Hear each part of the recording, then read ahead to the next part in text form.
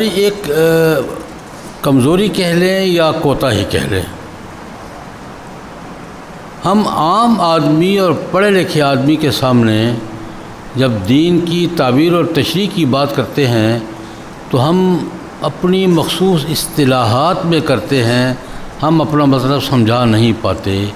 یہ اصطلاحات درس اور تدریس کے دائرے میں تو ٹھیک ہیں، لیکن عام آدمی کے سامنے عام آدمی کی زبان میں بات کریں۔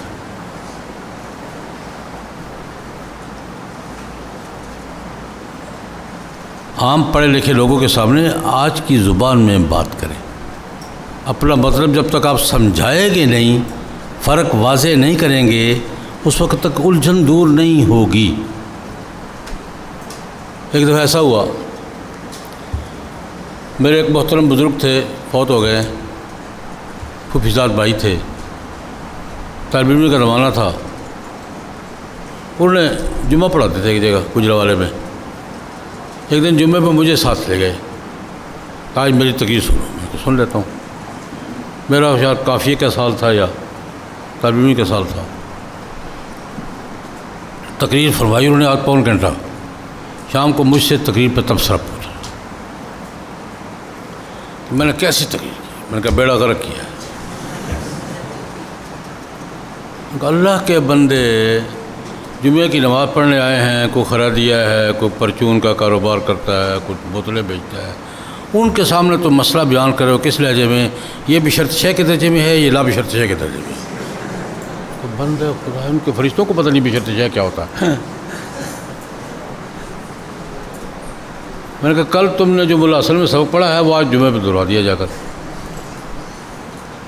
میں نے ان کو کیا پتا بشرط شے کیا ہوتا ہے، لا بشرط شے کیا ہوتا ہے، قضیہ شرطیہ کیا ہوتا ہے، ان کو کیا پتا؟ ان کو ان کی زبان میں بات کرو میرے بھائی، ان سے ساتھ بات ان کی زبان میں کرو تاکہ ان کو سمجھ آئے تم کیا رہے ہو۔ تم نے وہاں مولا حسن پڑھ کے سنا دی، انہوں نے کہا ہمارے ساتھ زبردست تقریر کی ہے، تقریر ایسی زبردست ہے، کمال کر دیا ہمارے سامنے، سمجھ کچھ نہیں آیا۔ یہ جو میں نے جھگڑا عرض کیا ہے، اس کی ایک وجہ یہ بھی ہے کہ ہم عام آدمی کو یا عام پڑھے لکھے آدمی کو اس کی فریکوینسی میں بات نہیں کرتے، اس کے لہجے میں وہ ہماری بات نہیں سمجھ پاتا۔ وہ لوگ اس کی فریکوینسی میں بات کرتے ہیں، ان کی بات جلدی اثر انداز ہو جاتی ہے۔ آج کی زبان سیکھیے، آج کی زبان سیکھیے، آج کا لہجہ سیکھیے، آج کی نفسیات کو سمجھیے کہ عام آدمی کس لہجے میں بات کرتا ہے۔ میں مثال کے طور پر ایک مسئلے کا ذکر کر کے اپنی بات سمجھانے کے لیے، ہم عام طور پر جب قرآن پاک کے ترجمہ اور فہم کی بات ہوتی ہے، قرآن پاک سمجھنا، ترجمہ، تفسیر، تو ہم ایک بات کہتے ہیں جو بات صحیح ہے، بات صحیح ہے، میں اس بات سے ان کا اختلاف نہیں ہے کہ قرآن پاک کے ترجمہ اور تفسیر کے لیے کتنے علوم کی مہارت ضروری ہے۔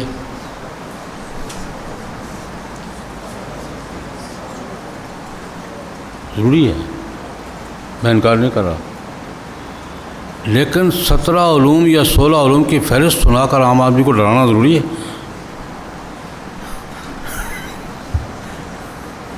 میری بات سمجھ رہے گی؟ یہ دوسرے لہجے میں بات کی جا سکتی ہے۔ مثال کے طور پر مجھ سے اگر کوئی پوچھتا ہے فہم قرآن کی شرائط کیا ہے، میں نے کہا وہی جو باقی لوگوں کے لیے ہوتی ہے۔ یہ میری بات پوری سن لینا فتویٰ لگانے سے پہلے۔ ایک صاحب نے پوچھا، میں کئی جگہ بیان بھی کیا ہے، قرآن پاک کے فہم، ترجمہ، تشریح کے لیے، میں نے کہا وہی جو باقی کلام کے لیے ہوتی ہے۔ میں نے کہا مثال کے طور پر کسی بھی کلام کو سمجھنے کے لیے سب سے پہلے اس کی زبان سے واقف ہونا ضروری ہے۔ کسی بھی کلام کو سمجھنے کے لیے سب سے پہلے کیا ضروری ہے؟ اس کی زبان سے واقف ہونا ضروری ہے۔ عربی کی بات ہے تو عربی جاننا ضروری ہے، فارسی کی بات ہے تو فارسی جاننا ضروری ہے، انگریزی کی بات ہے تو برنارڈ شاہ کو انگریزی نہیں جانے گا تو کیا سمجھے گا؟ خوشحال خان خٹک کو پشتو جانتا ہوگا تو سمجھے گا نا، پشتو نہیں جانتا خوشحال خان خٹک کو کیا سمجھے گا وہ؟ اور حافظ شیرازی کو فارسی جاننا ضروری ہے، یہ پہلی شرط۔ زبان جاننا ضروری ہے، زبان جاننا کافی نہیں ہے، اس لیول کی زبان جاننا ضروری ہے جس لیول کا کلام ہے۔ کلام کو سمجھنے کے لیے زبان جاننا ضروری ہے، کافی نہیں ہے۔ اس لیول کی زبان جس لیول پر کلام ہے۔ اب ایک آدمی اردو پڑھ لیتا ہے، جنگ اخبار پڑھ لیتا ہے، کہتا ہے میں غالب بھی پڑھ لوں گا، پڑھ لے گا؟ اقبال، انشاءاللہ خواہشاں، ابراہیم ذوق، نہیں بھائی، وہ اردو اور ہے، یہ اردو اور ہے۔ ایک آدمی عام فارسی اخبار پڑھ لیتا ہے، کہتا ہے حافظ شیرازی کو سمجھ لوں گا، فردوسی کو سمجھ لوں گا، نہیں۔ ایک آدمی انگریزی اخبار پڑھ لیتا ہے، ڈان، کہتا ہے میں برنارڈ شاہ کو سمجھ لوں گا، نہیں بھائی، برنارڈ شاہ اور ہے، ڈان اور ہے۔ تو پہلی بات تو یہ، کسی بھی کلام کو سمجھنے کے لیے اس زبان کو جاننا اور اس لیول کی زبان جاننا۔ ایک کلام میں اگر الجھن پیش آ جائے تو وضاحت کا حق سب سے پہلے کس کا ہوتا ہے؟ میری کوئی بات آپ کو سمجھ نہیں آ رہی تو وضاحت کا کس کو ہے؟ مجھے ہے بھائی، سیدھی سیدھی بات ہے۔ وضاحت کا پہلا حق کس کا ہوتا ہے؟ متکلم کا۔ اور وضاحت میں اتھارٹی کون ہوتا ہے؟ متکلم۔ متکلم ہی اتھارٹی ہوتا ہے نا، جگہ زندہ ہے تو۔ قرآن پاک کی کوئی بات سمجھ میں نہیں آ رہی تو متکلم کون ہے؟ اللہ۔ اللہ کا نمبر تو کسی کے پاس نہیں ہے کہ میسج کر کے پوچھ لے یا اللہ مجھے بات سمجھ میں جائے، لیکن اللہ کے رسول تک رسائی تو ہے نا۔ قرآن پاک کی کوئی بات سمجھ نہیں آ رہی تو وضاحت کی اتھارٹی کون ہے؟ رسول اللہ، کیونکہ رسول ہے۔ یہ بات بھی کوئی وضاحت کی ضرورت تو نہیں ہے کہ کوئی بات سمجھ میں نہیں آ رہی تو اس کی وضاحت میں اتھارٹی متکلم یا اس کا نمائندہ؟ قرآن پاک میں اتھارٹی کون ہے؟ نمائندہ۔ یہ دوسرا اصول طے ہو گیا۔ تیسرا اصول، بس اوقات بات کو سمجھنے میں بیک گراؤنڈ سمجھنا ضروری ہوتا ہے۔ بات کہاں کی ہے، کس پس منظر میں کی ہے۔ پس منظر کے بغیر بات سمجھ میں نہیں آتی۔ آج کی دنیا پس منظر کہتی ہے، ہم شان نزول کہتے ہیں، لفظ کا ہی فرق ہے۔ ہم کیا کہتے ہیں؟ شان نزول۔ آج کی دنیا کیا کہتی ہے؟ Back ground. بیک گراؤنڈ کے بغیر بات سمجھ میں بسا اوقات، اور اکثر بیک گراؤنڈ کے بغیر بات الٹ سمجھ آتی ہے۔ اب بیک گراؤنڈ کی معلوم کرنے کے لیے میں اس کی ایک مثال دیتا ہوں۔ قرآن پاک میں بہت ساری آیات ہے، حضرات کو الجھن پیش آئی، صحابہ کو الجھن پیش آئی، پس منظر بیان ہوا تو بات واضح ہوئی۔ ان 20 مسائل میں سے مثال کے طور پر ایک مسئلہ بیان کروں۔ حضرت عروہ بن زبیر نے رضی اللہ تعالیٰ عنہما خالہ جان سے سوال کیا، قرآن پاک کی بہت سی آیتوں، یا اماں جان یہ سمجھ میں نہیں آ رہی، یہ نہیں سمجھ آ رہی، یہ نہیں سمجھ آ رہی، یہ نہیں سمجھ آ رہی، یہ نہیں سمجھ آ رہی۔ عروہ نے خالہ جان سے، ام المومنین حضرت عائشہ سے سوال کیا، بہت سی آیات کو، یہ بھی سمجھ نہیں آ رہی، یہ بھی سمجھ نہیں آ رہی۔ ان میں سے ایک، انہوں نے کہا اماں جان قرآن پاک کہتا ہے ان الصفا والمروۃ من شعائر اللہ فمن حج البیت واعتمر فلا جناح علیہ طواف بہما۔ صفا مروہ شعائر اللہ میں سے ہیں، جو آدمی حج کرے یا عمرہ کرے، لا جناح علیہ یطوف بہما، کوئی حرج نہیں کہ ان کا چکر بھی لگا لے۔ یہ کوئی حرج نہیں کہ ان کا چکر لگا لے، یہ وجوب کا کلمہ ہے۔ کوئی بات یہ بھی کر رہو، یہ وجوب کا کلمہ ہے، جواز کا ہے۔ لا جناح علیہ فمن حج البیت او اعتمر فلا جناح علیہ ان یطوف بہما، جو آدمی بیت اللہ کا حج کرے یا عمرہ کرے کوئی حرج نہیں کہ صفا مروہ کے چکر بھی لگا لے۔ یہ وجوب کا کلمہ ہے یا جواز کا ہے؟ وجوب کدھر سے آ گیا؟ یہ سوال کس نے کیا؟ حضرت عروہ نے کیا۔ کس سے؟ ام المومنین حضرت عائشہ سے۔ اما جان یہ سمجھ نہیں آ رہی بات، وجوب کدھر سے آیا ہے؟ یہ تو جواز کا کلمہ ہے، یہ کر لو یار، کوئی بات یہ بھی کرو۔ اما جان نے کہا بیٹا تمہیں کہا نہیں اس لیے تمہیں سمجھ میں نہیں آ رہا، تمہیں نہیں کہا اس لیے۔ قرآن پاک نے یہ بات تم سے نہیں کہی، یہ کس سے کہی ہے؟ انہوں نے پس منظر کی وضاحت کی۔ ام المومنین کہتی ہیں کہ جاہلیت کے زمانے میں لوگ حج کے لیے آتے تھے، بیت اللہ کا طواف تو سارے کرتے تھے، صفا مروہ کی سعی صرف قریشی کرتے تھے، ان کے حلیف قبائل کرتے تھے۔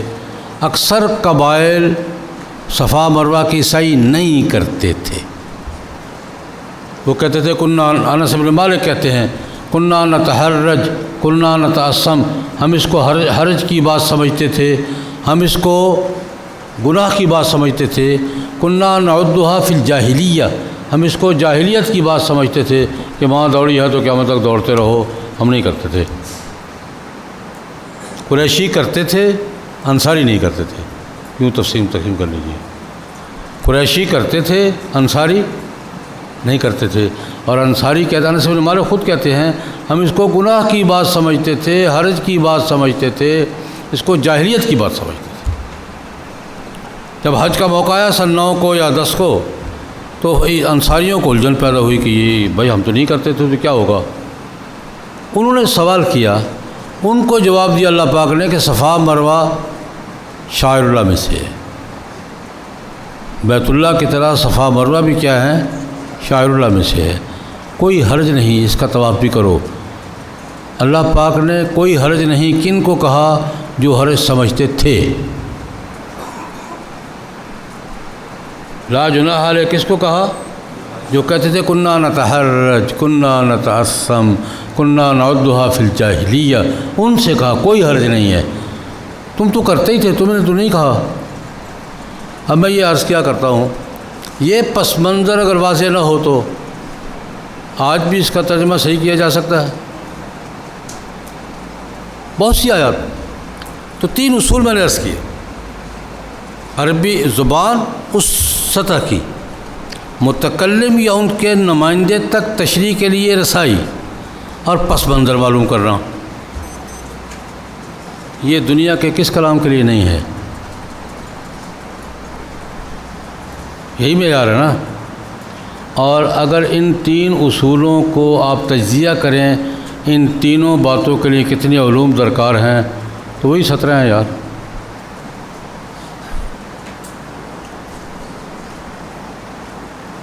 علوم کی تقسیم کریں کہ یا اس دائرے کا ہے یا اس دائرے کا ہے یا اس دائرے کا ہے۔ 17 علوم جو آپ کہتے ہیں انہی میں سے کسی دائرے کا ہے۔ میں نے یہ عرض کیا ہے کہ بات ذرا تھوڑا سا لوگوں کو آسان لہجے میں کیا کریں، ڈرائیں نہیں۔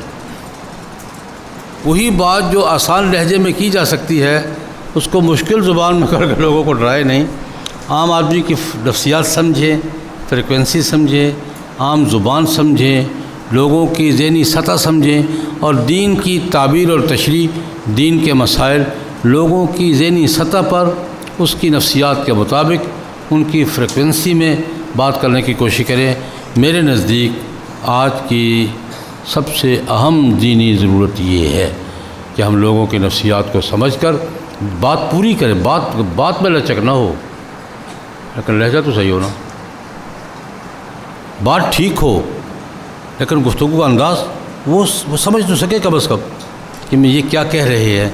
تو میں نے یہ چند ٹوٹی پھوٹی باتیں اس جھگڑے کی وضاحت کے لیے کہ آج کی دنیا کے ساتھ اجتہاد کے نام پر ہمارا کیا تنازع ہے، ہم کہاں کھڑے ہیں، چند باتیں عرض کی ہے۔ اللہ پاک مجھے اور آپ سب کو دین کی صحیح سمجھ نصیب فرمائے اور عمل کی توفیق عطا فرمائے۔ وآخر دعوانا ان الحمد للہ رب العالمین۔